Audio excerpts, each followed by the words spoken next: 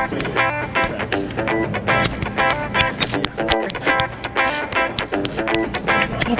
was a weak one. Hard to do while you're filming. Hey everybody, Jeff here.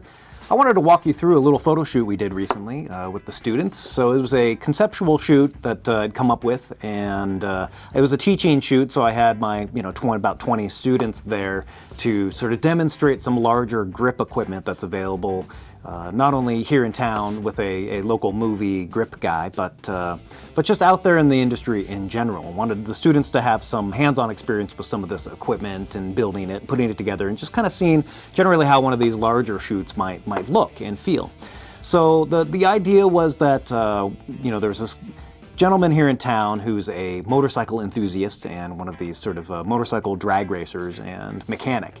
And so I visited with him, and he's got maybe about 100 motorcycles. And he showed me a number of different motorcycles, and some of them much shinier and newer. He showed me this one that kind of just immediately was like, man, this thing's like something right out of Burning Man or Mad Max and that kind of thing. And immediately I had an idea in my head to kind of get this model that I know on the bike and sort of like a diesel punk, steampunk, sort of thing.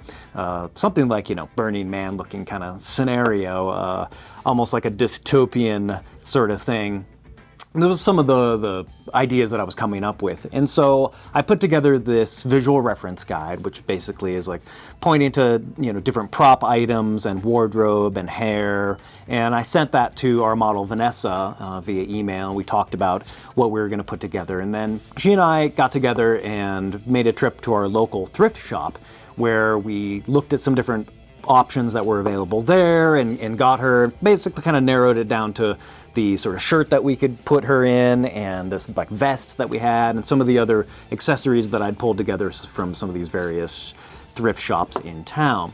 And from there I created this location gear list of all the stuff that I would need to not only bring, but the things that I would be requesting of from our grip guy, Tyler.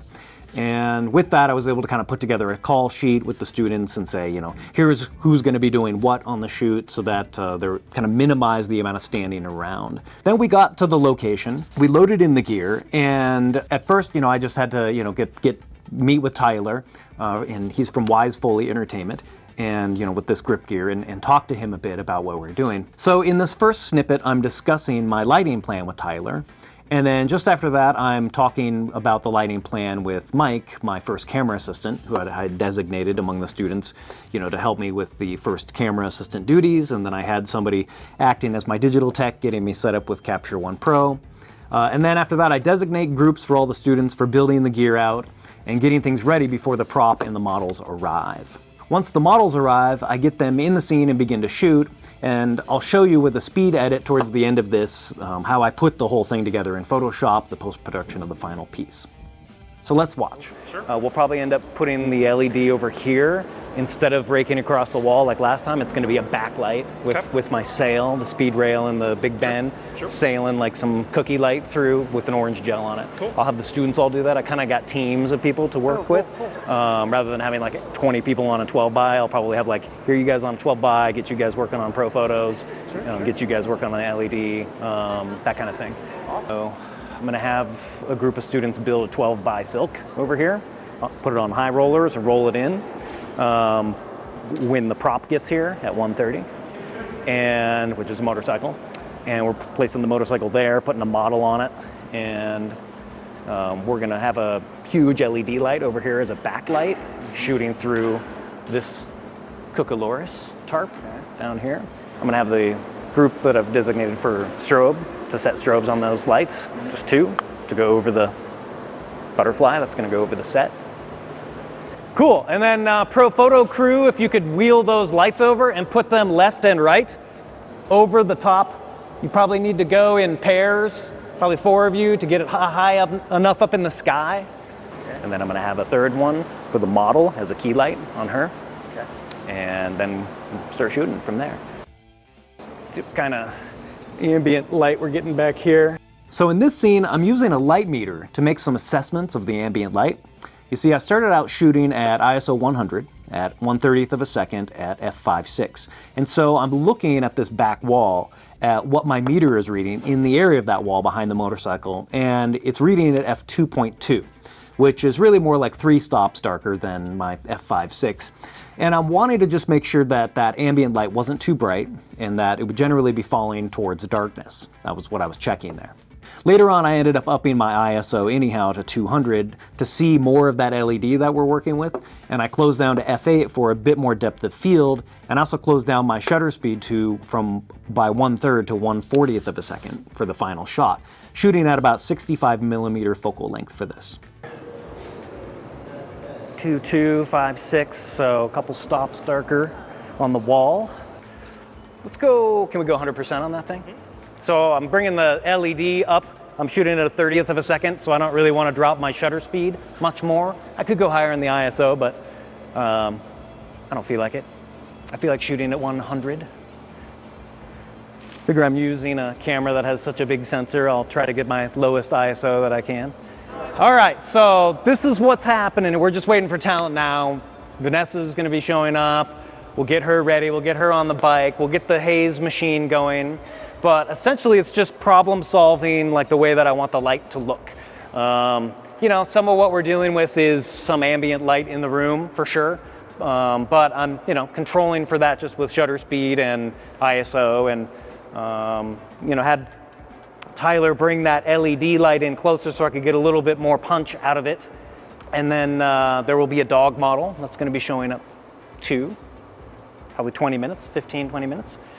And then we'll start shooting. Normally these shoots, like in real life, are like 2 photo assistants, a digital tech, and the photographer. So all this work is being done really by like a team of 3, 4 people.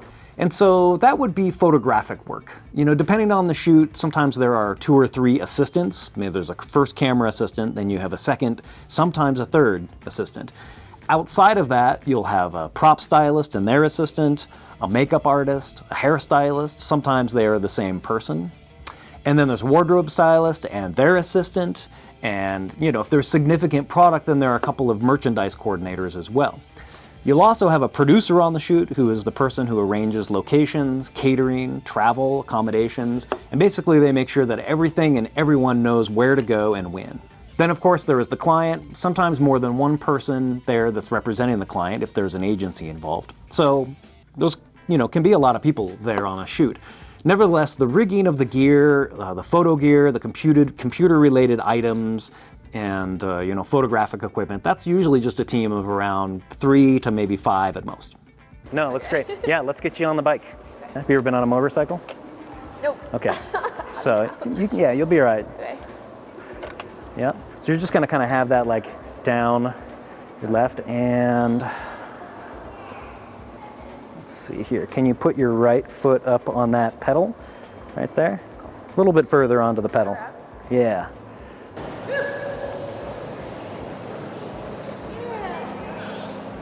Looking fierce right into this light stand here.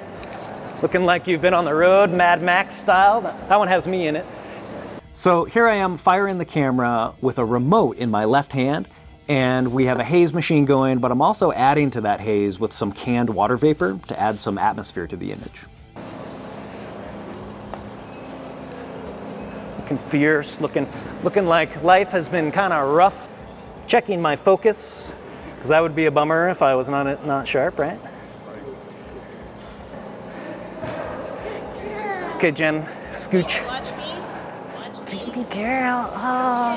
It's okay. Watch me. Watch me. Does it look like it's on?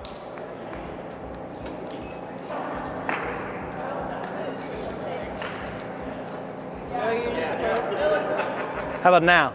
So this motorcycle's front headlight doesn't work, so I'm using a Profoto to fire some light into the reflector and adjusting that brightness of the strobe unit so that it's not blowing out detail but still looks bright, as if the light is on. That's what we call a plate, where I'm using that particular capture solely for pixels that I'm going to use in Photoshop Composite, of which you'll see at the end here. Are you photoshopping that in? Yeah. The second one was really bright. That's too bright, okay. Yeah.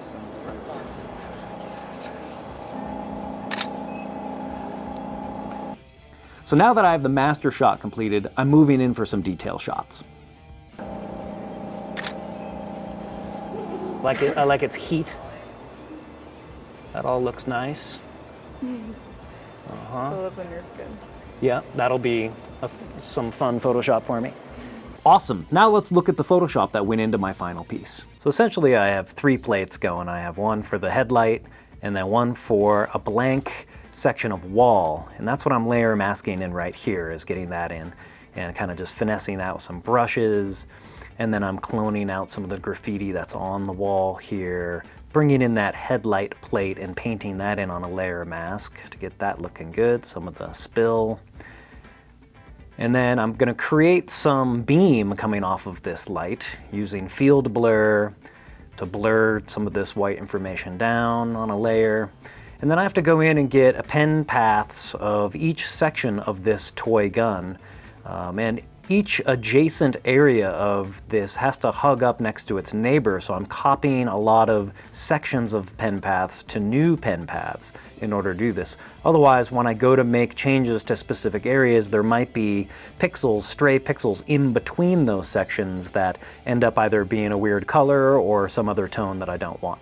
So I go in and I make all these selections on new pen paths in order to have some control with adjustment layers over each individual section of these. Every little bit of that gun I'm having to select. And then I drop the color out of it and I can make selective adjustments to each section of the gun, brightening and darkening the parts that I want, cloning out any of the branding that's on this particular toy. And then there was a section here where I noticed that this brown belt, part of the accessories here, was just a little distracting to me. So I get a selection of that so that I can basically darken it down so it's not really seen. At this point, I got some Adobe stock images of some sort of like futuristic graphics, and I get those. I have to make some selections of them to isolate them on their own and drop them into the background, just so that it's as if she's, taking this motorcycle into this sort of the dystopian future sort of warehouse area, and there's all this like alien language up on the back wall. So using some of these graphics to just kind of add some interest to the back wall back there. I go and I clean up Phoebe's goggles, and I'm adding in a little bit of a highlight to them because I wanted to sort of emulate, that there's some highlight happening from above on her. And then I drop in some smoke on the gun, so it's as if the gun is still smoking. And I'm using some particle brushes, some specialty brushes to create some dirt on Vanessa here, painting that in on her jeans and on her face, doing some other minor cleanup work and clone stamping and whatnot. See, they're cloning out some bits that I don't want in there. And at this point I get into toning using the photo filter and curves adjustments. I get some random sort of scratched metal textures and I blend that in as well to add a little bit more of an ambiance. And there you have it.